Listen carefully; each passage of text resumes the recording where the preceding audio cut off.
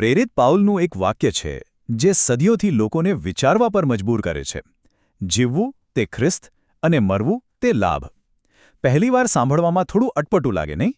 તો ચાલો આજે આપણે આ વિધાનના ઊંડાણમાં જઈએ અને એના અર્થને સમજવાનો પ્રયત્ન કરીએ.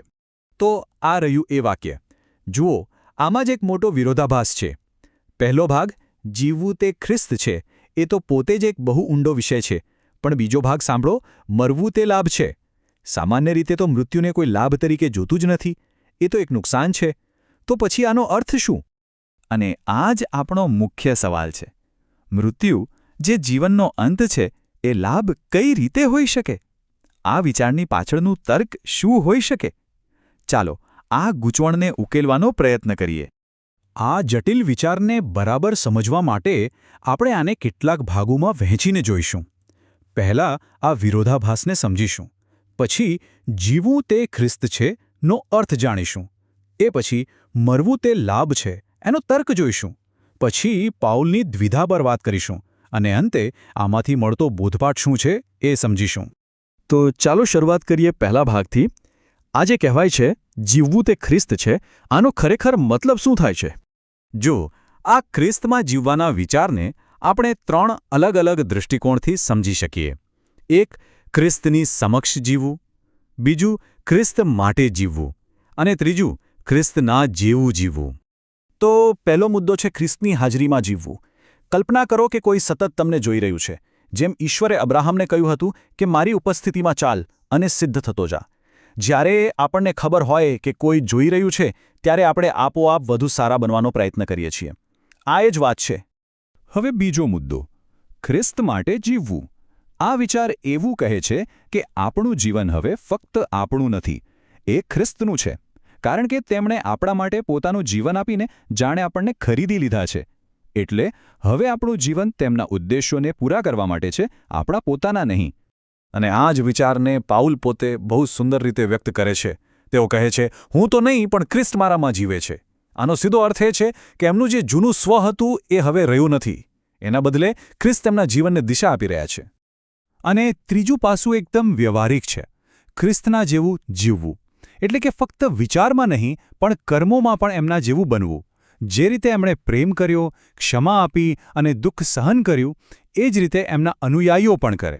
ઓકે, તો જીવવું તે ખ્રિસ્ત છે, એ તો સમજાયું. પણ હવે આવે છે એનાથી પણ વધુ પડકારજનક ભાગ. મરવું તે લાભ છે. આ કઈ રીતે શક્ય બની શકે? જુઓ, મૃત્યુ વિશે આપણો સામાન્ય દૃષ્ટિકોણ કેવો હોય છે? આપણે એને અંત, નુકસાન અને ભય તરીકે જોઈએ છીએ.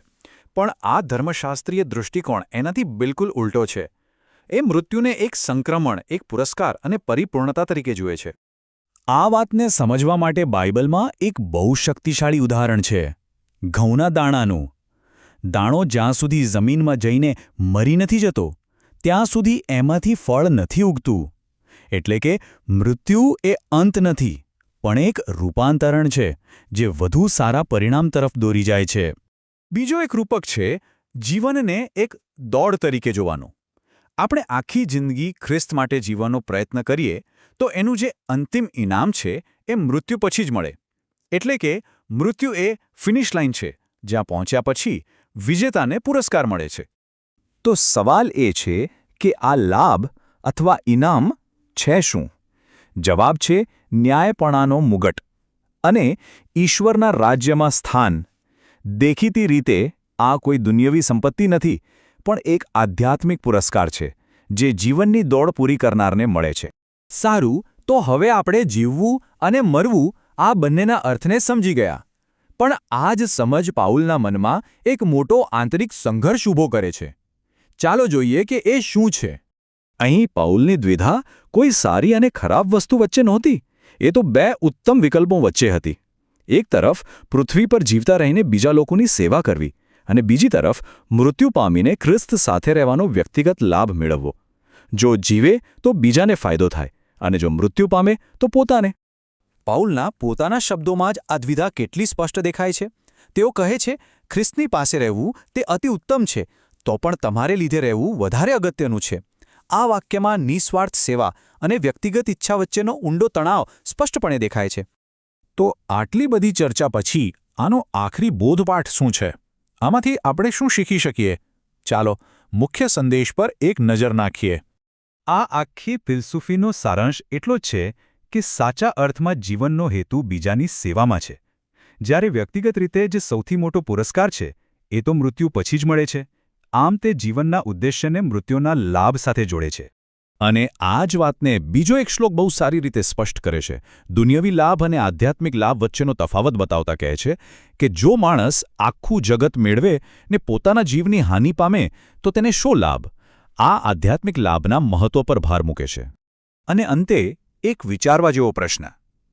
આ પ્રાચીન દૃષ્ટિકોણ જે જીવનનો હેતુ બીજાની સેવામાં અને પુરસ્કાર મૃત્યુ પછી જુએ છે, તે આજના પર્સનલ સક્સેસ અને ઇન્સ્ટન્ટ ગ્રેટિફિકેશન એટલે કે ત્વરિત સંતોષના યુગને કેવી રીતે પડકારે છે? આ સવાલ પર વિચાર કરતા રહેજો.